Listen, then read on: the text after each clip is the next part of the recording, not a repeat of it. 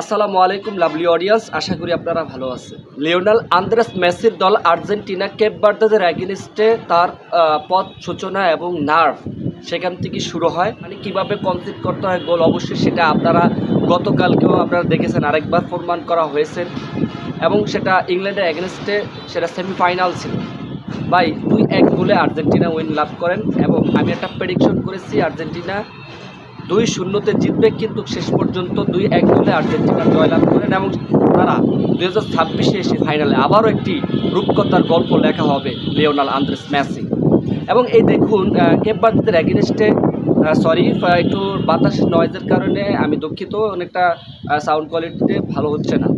তো যাই হোক, যেটা বলতে চেয়েছিলাম, কেপ ভার্দেদের এগেইনস্টে যেই খেলাটা ছিল তাদের থেকে সূচনা, তারা কিন্তু খুবই একটা অসাধারণ একটা ম্যাচ উপহার দিয়েছে গোটা বিশ্বকে। এবং সেখান থেকেই তার সূচনা মেসি কীভাবে সামলাতে হয় এবং তার দল 2022 সালে আপনারা দেখছেন টাফ সিচুয়েশনে কীভাবে ম্যাচ উঠিয়ে আনতে হয়। এবং কেপ ভার্দেদের পরে আপনারা খেয়াল করে দেখবেন মিশরের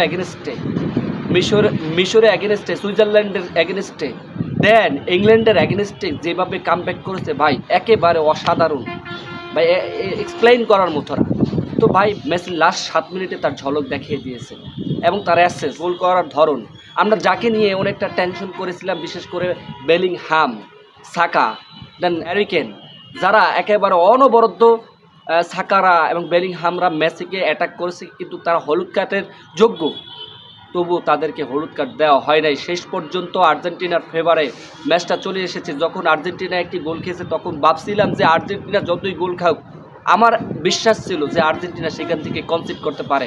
প্রতিপক্ষ কিন্তু যতই ফ্রি থাকুক গোল দিয়ে, তারা কিন্তু ফ্রি থাকবে না, মূলত তারা একটা ফ্রেশারে থাকবে। আবারও সেটা প্রমাণ দেখলাম ভাই। লিওনেল স্কলোনি তার মাইন্ড মাস্টার, তো আপনারা জানেন কীভাবে কোন প্লেয়ারদেরকে কীভাবে খেলিয়ে দিতে হবে, এবং সেটা আবারও দেখেছি। টাফ সিচুয়েশনে মেসিরা ভালো খেলেন, সেটা আবারও প্রমাণিত। 2-1 গোলে আর্জেন্টিনা ফাইনালে উঠেছে। বাহ, অসাধারণ এক রূপকথা নায়ক Lionel Andres Messi. Lionel Messi কিন্তু এমবাপ্পের মতো না, বোতলবন্দি করে রাখবেন। লিওনেল মেসি নেইমারের মতো না, লিওনেল মেসির মতো। লিওনেল মেসি ক্রিস্টিয়ানো রোনাল্ডোর মতো না। তারা রাউন্ড অফ 60-তে ওঠার আগেই চলে গেছেন এবং ফ্রান্স ফাইনালের আগেই চলে গেছেন, তারা বলই পার নাই। সে লিওনেল আন্দ্রেস মেসির সাথে তো তুলনাই হয় না।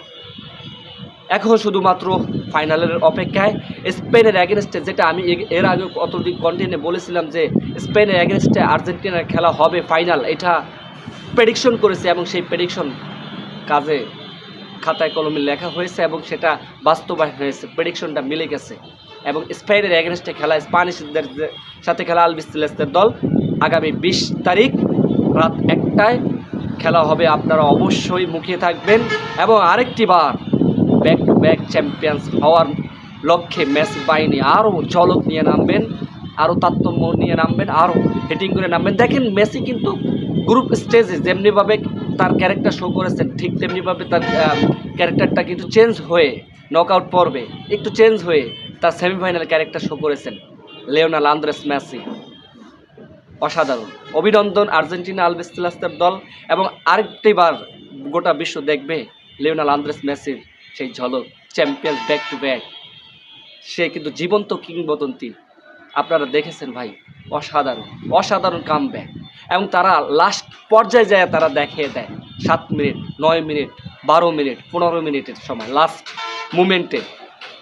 আশাহত হয়নি, আশাই ছিলাম আর্জেন্টিনা জিতবে, এবং এখানেও আশায় থাকবো এইবার 2026 বিশ্বকাপে এই 4 স্টার হবে। শুভকামনা থাকবে আর্জেন্টিনার।